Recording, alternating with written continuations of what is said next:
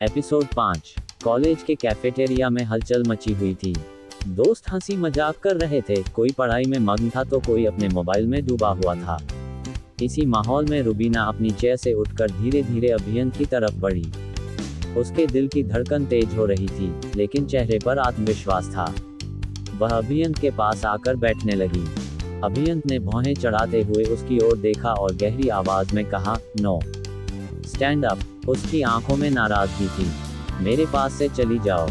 रुबीना उसकी नाराजगी को हल्के में लेती हुई मुस्कुराई और बेझिझक अपना हाथ उसकी ओर बढ़ाया। मेरा नाम रुबीना है, चलो दोस्त बनते हैं। अभियंत झटके से अपनी चेयर से खड़ा हो गया और उसके बड़े हुए हाथ को घूरते हुए बोला, शट अप। मैं किसी लड़की से हाथ नहीं मिलाता और न ही किसी लड़की से ज्यादा दोस्ती करता हूँ। अगर मैं किसी लड़की से दोस्ती करता भी हूँ तो वह मेरी बहन होती है। अगर तुम्हें मेरी सिस्टर बनना है तो मैं तुम्हारा हाथ अभी पकड़ लूंगा। उसके शब्दों ने माहौल को ठंडा कर दिया। कैफेटेरिया में बैठे कुछ लोगों ने उनकी ओर देखना शुरू कर दिया। रुबीना को पहली बार महसूस हुआ कि अभियंत इतना रूखा और सख्त मिजाज क्यों है, लेकिन उसने हार नहीं मानी। अभियंत ने आगे कहा, अगर तुम्हें मेरी गर्लफ्रेंड बनने का शौक है तो ये बात भूल जाओ। इस जन्म में यह मुमकिन नहीं। समझ गई। इतने में टीचर क्लास में आ गए और अभियंत अपनी चेयर छोड़कर किसी दोस्त के पास जाकर बैठ गया। रुबीना का दिल अब पूरी तरह से अभियंत पर आ चुका था। कॉलेज में जहां भी अभियंत होता, उसकी नजरें उसे ढूंढ ही लेती। उसकी हर एक हरकत रुबीना के दिल की धड़कनों को तेज कर देती थी। आज का दिन भी कुछ अलग नहीं था। अभियंत अपने दोस्तों के साथ कैंपस में बैठा हुआ था जब रुबीना अपनी सहेली अलीना के साथ वहां आई। उसकी नजरें सीधे अभियंत की ओर गईं, जो हंसी मजाक में मग्न था। अलीना ने हल्की हंसी के साथ कहा, रुबीना, मुझे लगता है कि तुम अब सच में पागल हो रही हो। रुबीना मुस्कुराई, पता नहीं क्यों, लेकिन जब से उसने मुझे बचाया है मैं सिर्फ उसी के बारे में सोच रही हूँ। अलीना ने रुबीना का हाथ पकड़कर उसे थोड़ा पीछे खींचा और कहा, देख, अभियंत को लड़कियों से दोस्ती करना पसंद नहीं है। उसने पहले भी साफ साफ कह दिया था कि वह किसी से ज्यादा नजदीकियां नहीं बढ़ाता। रुबीना ने आत्मविश्वास से जवाब दिया, शायद किसी ने उसे सच्चा प्यार करने का तरीका नहीं सिखाया। मुझे यकीन है अगर मैंने कोशिश की तो वह जरूर बदलेगा। उधर अभियंत अपने दोस्तों के साथ मस्ती कर रहा था, लेकिन उसकी छठी इंद्रियां उसे रुबीना की ओर से आती हुई नजरों का एहसास करवा रही थी। उसने हल्के से सिर घुमाया और देखा कि रुबीना उसकी तरफ देख रही थी। अभियंत ने गहरी सांस ली और खुद से कहा, ये लड़की फिर से मेरे पीछे क्यों पड़ी है? मैंने तो इसे साफ शब्दों में मना कर दिया था। उसी वक्त रुबीना ने हिम्मत जुटाकर अभियंत के पास जाने का फैसला किया। वह उसके ग्रुप के पास पहुंची और सीधे अभियंत के सामने खड़ी हो गई। हाय अभियंत, उसने मुस्कुराते हुए कहा और दोस्ती के लिए अपना हाथ आगे बढ़ाया। अभियंत ने पहले उसके चेहरे की तरफ देखा, फिर उसके बढ़े हुए हाथ की ओर। उसकी आंखों में एक अलग ही चमक थी, लेकिन अभियंत ने ठंडे लहजे में कहा, मैंने पहले भी कहा था, मैं लड़कियों से दोस्ती नहीं करता। रुबीना ने अपनी मुस्कान बरकरार रखी, क्यों न एक मौका दे दो? दोस्ती से किसी को नुकसान नहीं होता। अभियंत अपनी कुर्सी से उठा और तीखी नजरों से रुबीना को घूरते हुए बोला, मुझे कोई दिलचस्पी नहीं है। और तुम जितनी जल्दी यह समझ लो उतना ही अच्छा होगा। इतना कहकर अभियंत वहां से चला गया और उसके दोस्त भी चुपचाप उसकी बातों को सुनकर मुस्कुराने लगे। रुबीना को यह हार बर्दाश्त नहीं थी। वह जानती थी कि यह आसान नहीं होगा, लेकिन उसने अपने दिल से एक वादा किया, मैं अभियंत का दिल जीत कर रहूंगी। कॉलेज की छुट्टी के बाद अभियंत बाहर आकर खड़ा हुआ। उसकी नजरें अपने भाई ऋषभ और बहनों शिवांगी और प्रीति को ढूंढ रही थीं। कुछ ही देर में वे तीनों आते दिखे। चलो गाड़ी में बैठो, अभी के अभी घर चलना है, अभियंत ने सख्ती से कहा। सब गाड़ी में बैठ गए।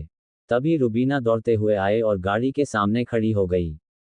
रुको रुको, मुझे मेरे घर तक छोड़ दो, मेरी गाड़ी खराब हो गई है, उसने चिल्लाते हुए कहा। अभियंत ड्राइविंग सीट पर बैठा है, उसके चेहरे पर गंभीरता और ध्यान की झलक है। उसके बगल में ऋषभ बैठा है, जो खिड़की से बाहर देख रहा है। पीछे की सीट पर उसकी दोनों बहनें, शिवांगी और प्रीति, बैठी हैं, जो आपस में हल्की बातचीत कर रही हैं। गाड़ी एक कॉलेज परिसर के पार्किंग क्षेत्र में खड़ी है और चारों तरफ छात्रों की हलचल है। तभी सामने से रुबीना तेजी से आती है और गाड़ी के सामने खड़ी हो जाती है। उसके चेहरे पर दृढ़ संकल्प और आंखों में उम्मीद की चमक है। अभियंत अचानक ब्रेक लगाता है और सभी की नजरें रुबीना पर टिक जाती हैं। रुबीना ने एक हाथ से गाड़ी के बोनट को हल्का छुआ है और उसकी सांसें तेज चल रही हैं, मानो उसने अभी अभी बड़ा फासला तय किया हो। अभियंत ने उसे घूर कर देखा। ऋषभ ने अभियंत के चेहरे के भाव पढ़ लिए थे। अभियंत गाड़ी का दरवाजा खोलकर बाहर आया, तेज कदमों से रुबीना के पास पहुंचा और उसका हाथ पकड़कर उसे गाड़ी से दूर हटाते हुए सख्ती से कहा, देखो, मैं तुम्हें एक बार अच्छे से समझा देता हूं। अगर तुम इस तरह की हरकत करोगी तो मैं तुम्हें आखिरी वार्निंग दे रहा हूं। इसके बाद समझाऊंगा नहीं, एक्शन लूंगा। मेरी और मेरे भाई बहनों की दोस्ती तुम्हें नहीं मिलेगी, इसलिए हमसे दूर रहो। इतना कहकर उसने रुबीना को एक और हटाया और गाड़ी में बैठकर तेजी से गाड़ी स्टार्ट कर दी। रुबीना स्तब्ध रह गई। उसके पैर वहीं जमे रहे, चाहकर भी वह दोबारा गाड़ी के सामने नहीं आ सकी। तभी उसकी दोस्त अलीना उसके पास आए और उसके कंधे को हिलाते हुए पूछा, क्या हुआ? तू इस तरह स्टैचू बनी क्यों खड़ी है? रुबीना ने धीमे स्वर में कहा, मुझे अभियंत से पहली नज़र में प्यार हो गया है। मैं उसे पाना चाहती हूँ। अलीना ने उसकी बात सुनकर माथा पकड़ लिया। तू पागल है क्या? तुझे पता नहीं, अभियंत लड़कियों को अपने पास भटकने भी नहीं देता। जो उससे बात करती हैं, वे सिर्फ उसे भाई मानती हैं। इसलिए इस सपने को छोड़ दे। रुबीना मुस्कुराई और बोली, कोशिश करने में क्या जाता है? अलीना ने गहरी सांस ली और कहा, आज मैं अपनी गाड़ी में आई हूँ। तुझे अपने साथ घर छोड़ देती हूँ। दोनों कॉलेज के बाहर खड़ी गाड़ी में बैठी और घर की ओर रवाना हो गईं। घर में आते ही अभियंत ने अपनी मम्मी आकृति को आवाज दी और उनके बेडरूम में चला गया। आकृति फोन पर किसी से बात कर रही थी। अभियंत ने पीछे से उन्हें पकड़ लिया और प्यार से बोला, मम्मी, बहुत भूख लगी है। आकृति ने प्यार से उसके गाल पर हाथ रखते हुए कहा, फोन पर तुम्हारे मामा जी हैं, लो तुम ही बात कर लो। मैं तुम्हारे लिए कुछ खाने को लाती हूँ। अभियंत ने फोन कान से लगाया, कैसे हो मामा जी?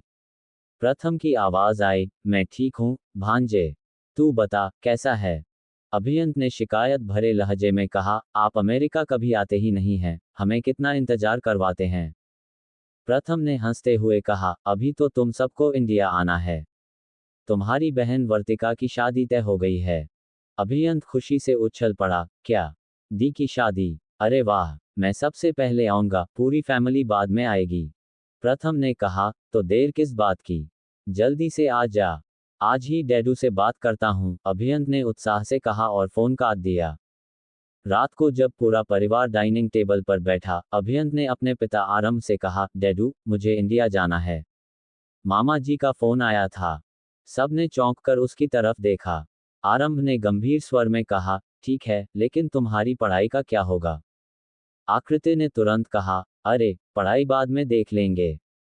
ये भाई है, कभी तो इसे खुशी मिलनी चाहिए। मैं कहती हूँ, इसे इंडिया भेज दो।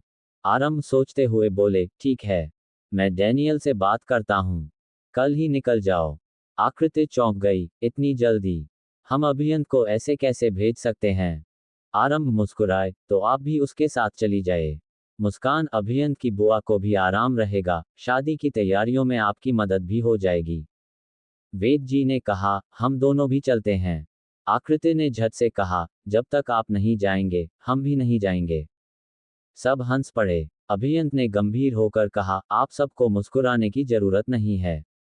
मेरी मम्मी पापा के बिना नहीं रह सकती, और डैडू भी मम्मी के बिना नहीं रह सकते। सबकी हंसी गूंज उठी और इंडिया जाने की तैयारियां शुरू हो गईं। रुबीना को यह हार बर्दाश्त नहीं थी। वह जानती थी कि यह आसान नहीं होगा, लेकिन उसने अपने दिल से एक वादा किया, मैं अभियंत का दिल जीत कर रहूंगी। आगे क्या होगा? क्या रुबीना अपनी कोशिशों में सफल होगी या अभियंत का अतीत उसकी हर कोशिश को नाकाम कर देगा? जानने के लिए बने रहिए दिल मेरा धड़कन तेरे के अगले एपिसोड में।